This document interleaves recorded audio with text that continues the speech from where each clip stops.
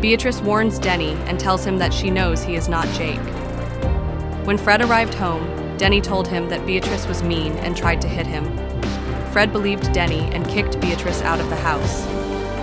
Later that night, Denny snuck downstairs and called his real home. Sammy answered the phone and handed it to Jake. Denny told Jake that he was tired of pretending to be him and that they needed to switch back. Jake, however, liked being at the Murphys and didn't want to give up Quinn as his mom. The next day, Quinn was at home alone when she received a phone call from a child claiming to be Denny. The child said that his father had collapsed and wouldn't wake up. Who is the child on the phone? Is it really Denny? What really happened to Fred? Will Quinn go to help Denny's father? He won't wake up. All right, sweetie. You need to call 911. He requested your help. My help? You're Dr. Quinn, right? I am. Please. The child's voice tugged at Quinn's heart. She couldn't say no, even with her suspension. She's made an oath as a doctor, and she stuck by it. She always helped those in need. Tell me your address. I'm on the way. Quinn slammed the receiver down and grabbed her medical bag. She rushed out of the house and hailed a taxi to head to the address. Once she was there, Quinn rang the doorbell to the giant mansion repeatedly. There was no time to waste, but no one seemed to be rushing to answer. The house was massive. It looked like a luxury Italian villa right on the edge of Central Park. She could see the kids' school from here. Well, at least she would be nearby for pickup later on.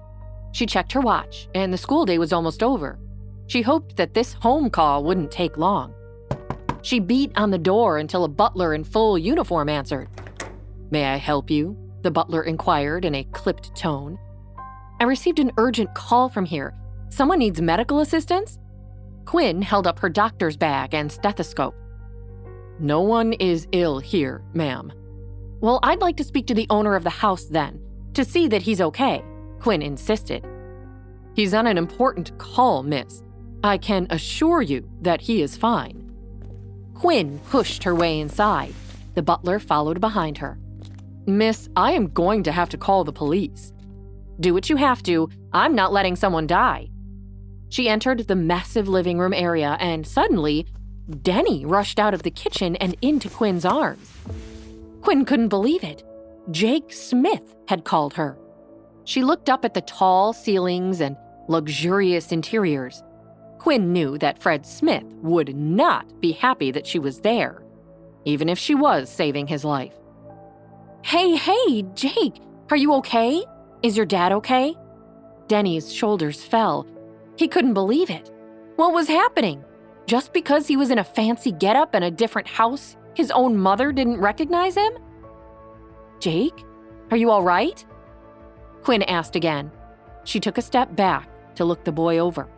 Quinn thought he seemed okay, physically at least. Denny didn't know what to say. He just wanted his mom to take him away from here. "Mom," Denny whispered. "What did you say, Jake?" Quinn asked. Denny opened his mouth to speak, but Fred's booming voice interrupted them. "Are you out of your mind, doctor? I told you to stay away from my son." Fred rushed forward and stood behind Denny. Quinn rolled her eyes. "I'm here because your son called me asking for help," Quinn barked. "My son is fine. I don't understand your weird obsession with him. But you need to leave, now, before I call the police on you."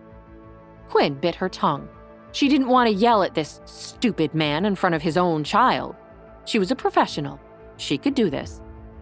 "Your son called me because he was worried about you, not himself." Fred paused at this.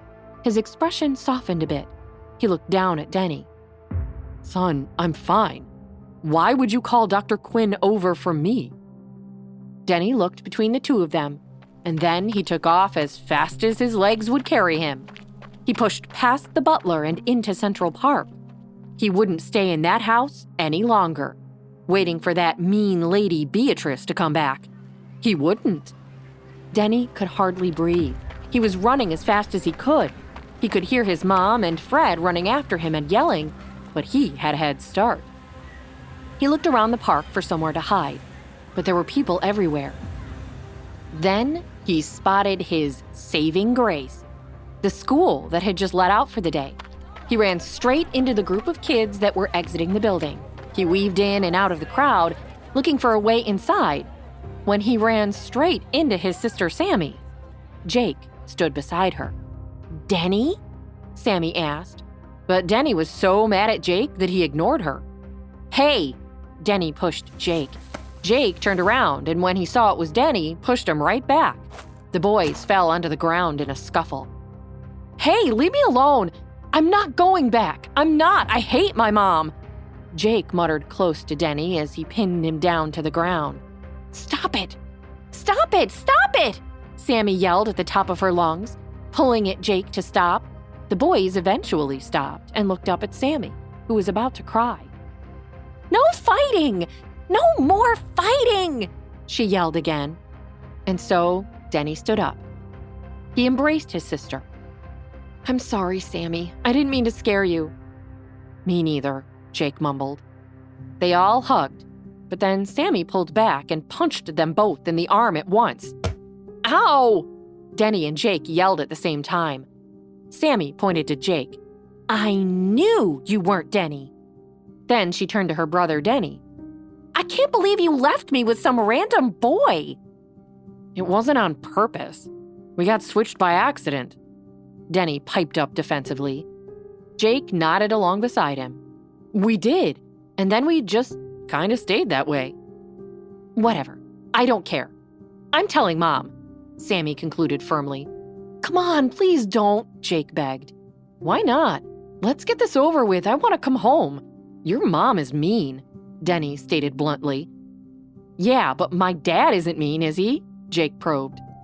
Denny nodded. He had to admit that Fred was really nice. "Don't you like having a dad, then?" Jake reasoned. "Probably as much as you like having my mom.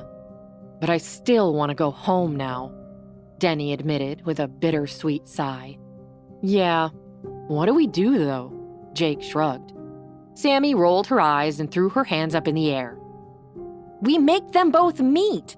Your dad and our mom, Quinn, and they fall in love. Duh." The boys stared at each other, and then at Sammy as they absorbed the idea. "If they get married, then we can all be together forever," Sammy explained. "Boys are so dumb. It's so simple." Denny held out a fist.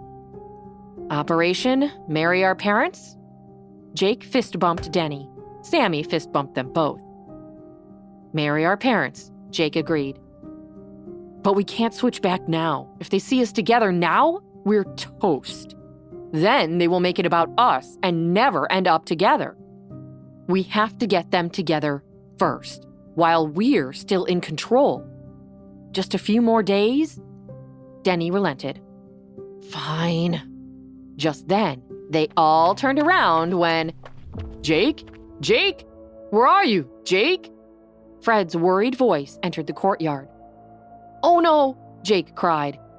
"Denny, you need to get out of this place and fast, or else he's gonna see us." And with that, Denny took off, Fred hot on his coattails. Denny darted through the crowd, his heart pounding. He had to get away, had to keep this charade going a little longer. But how long could he keep up the act? Would Fred recognize him? And what about Quinn? Would she ever forgive him for the deception? More importantly, would she ever even consider Fred, the man who had caused her so much pain? Hey, I'm Jenny. If you're wondering what happens next, download the Pocket FM app now and listen to the exciting episodes of A Mother's Battle.